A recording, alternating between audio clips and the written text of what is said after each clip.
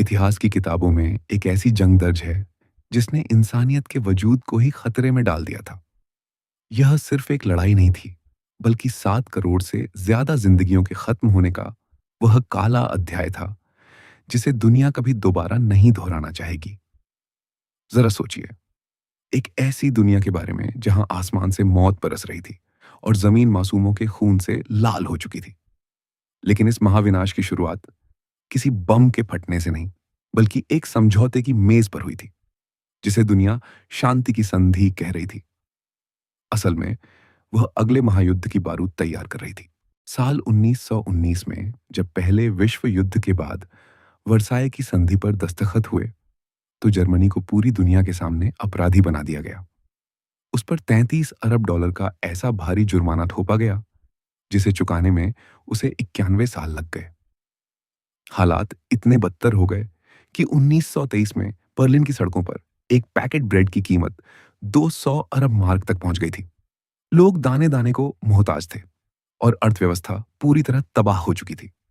इसी गहरी निराशा और अपमान के बीच से एक ऐसा चेहरा उभरता है जिसने दुनिया का नक्शा बदलने की कसम खाई थी। एडोल्फ हिटलर, जिसने अपने जोशीले भाषणों से जर्मन नागरिकों को एक सुनहरा सपना दिखाया, जर्मनी को फिर से महान बनाने का सपना। हिटलर ने धीरे धीरे लोकतंत्र की जड़ों को काटना शुरू किया और 1933 में जर्मनी का तानाशाह बन बैठा। उसने चुपके चुपके अपनी फौज और हथियारों का भंडार बनाना शुरू कर दिया, जो वर्साए की संधि का खुला उल्लंघन था। लेकिन ताज्जुब की बात यह थी कि ब्रिटेन और फ्रांस जैसी बड़ी ताकतें यह सब होते हुए भी खामोश रहीं। उन्हें लगा कि शायद थोड़ा इलाका देने से हिटलर शांत हो जाएगा, लेकिन वे एक शिकारी को पुचकारने की गलती कर रहे थे। हिटलर की भूख कम होने का नाम नहीं ले रही थी। उसने पहले ऑस्ट्रिया और फिर चेकोस्लोवाकिया के सुडाटनलैंड पर कब्जा कर लिया। दुनिया सांसें रोके खड़ी थी और तभी 23 अगस्त 1939 को एक ऐसी खबर आई जिसने सबको सन्न कर दिया। दो कट्टर दुश्मन, हिटलर और स्टालिन, एक गुप्त समझौते के तहत हाथ मिला चुके थे। 1 सितंबर 1939 की वह सुबह आज भी इतिहास के पन्नों पर कांपती है। जर्मन सेना ने पोलैंड पर धावा बोल दिया और इसी के साथ दूसरे विश्व युद्ध का बिगुल बज गया। यहां हिटलर ने दुनिया को अपनी सबसे खौफनाक युद्ध नीति दिखाई, ब्लिट्जक्रीग या बिजली की गति वाला युद्ध। टैंक, गाड़ियां और आसमान से बमबारी करते लड़ाकू विमान इतनी तेजी से आगे बढ़ते थे कि दुश्मन को संभलने का मौका तक नहीं मिलता था। कहा जाता है कि जर्मन सैनिकों को एक खास तरह की दवा दी जाती थी ताकि वे बिना सोए, बिना थके कई दिनों तक लगातार लड़ सकें। देखते ही देखते फ्रांस जैसा शक्तिशाली देश महज 11 दिनों में घुटनों पर आ गया। यूरोप के 9 देश एक के बाद एक हिटलर के नक्शे में समाते जा रहे थे। लेकिन इस युद्ध के मैदान के पीछे एक और भी भयानक सच्चाई छिपी थी। हिटलर की नफरत की आग में लाखों यहूदी झोंके जा रहे थे। उन्हें ट्रेन में भरकर उन गैस चैम्बरों में ले जाया जाता था जहां से कोई वापस नहीं आता था। इस होलोकॉस्ट में 60 लाख से ज्यादा बेगुनाह लोगों की बेरहमी से हत्या कर दी गई। इंसानियत की ऐसी चीखें पहले कभी नहीं सुनी गई थीं। उधर एशिया में जापान भी अपनी ताकत का विस्तार कर रहा था। उसका मानना था कि एशिया सिर्फ एशियाइयों का होना चाहिए और इसी लालच में उसने चीन के बड़े हिस्से पर कब्जा कर लिया था।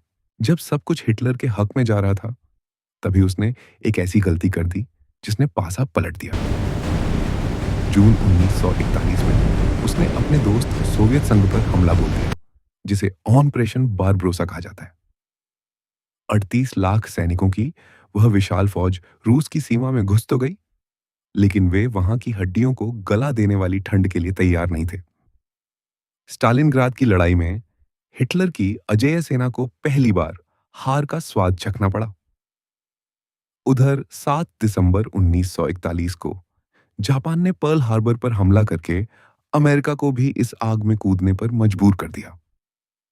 अमेरिका के आने से मित्र राष्ट्रों को नई ताकत मिली और धुरी राष्ट्रों के पतन की शुरुआत हुई। युद्ध अब अपने अंतिम और सबसे विनाशकारी दौर में पहुंच चुका था। 6 जून 1944 को मित्र देशों की सेनाओं ने समुद्र के रास्ते फ्रांस के नॉर्मंडी तट पर हमला किया, जिसे डी डे कहा जाता है। यह इतिहास का सबसे बड़ा समुद्री आक्रमण था, जिसने जर्मनी की कमर तोड़ दी। धीरे धीरे जर्मनी के कब्जे वाले इलाके आजाद होने लगे और सोवियत सेना बर्लिन की तरफ बढ़ने लगी। 30 अप्रैल 1945 को जब हार सामने खड़ी थी, तो हिटलर ने अपने बंकर में खुद को गोली मारकर आत्महत्या कर ली। यूरोप में तो युद्ध खत्म हो गया, लेकिन जापान अब भी झुकने को तैयार नहीं था। तब अमेरिका ने वह कदम उठाया जिसने पूरी दुनिया को दहला दिया। 6 और 9 अगस्त 1945 को हिरोशिमा और नागासाकी पर परमाणु बम गिराए गए। एक पल में लाखों जिंदगियां राख बन गईं, और जो बच गए वे पीढ़ियों तक उस रेडिएशन का दंश झेलते रहे। इस युद्ध ने सिर्फ देशों को ही नहीं, बल्कि इंसानी आत्मा को भी जख्मी कर दिया था। ब्रिटिश राज की नीतियों के कारण बंगाल में आए अकाल में 30 से 40 लाख लोग तड़प तड़प कर मर गए। 2 सितंबर 1945 को जब यह युद्ध आधिकारिक तौर पर खत्म हुआ, तो पीछे छूट गए थे सिर्फ मलबे, राख और करोड़ों अपनों को खोने का दर्द। आज जब हम पीछे मुड़कर देखते हैं, तो यह इतिहास हमें चेतावनी देता है कि नफरत और सत्ता की भूख की कीमत हमेशा मासूमों को ही चुकानी पड़ती है।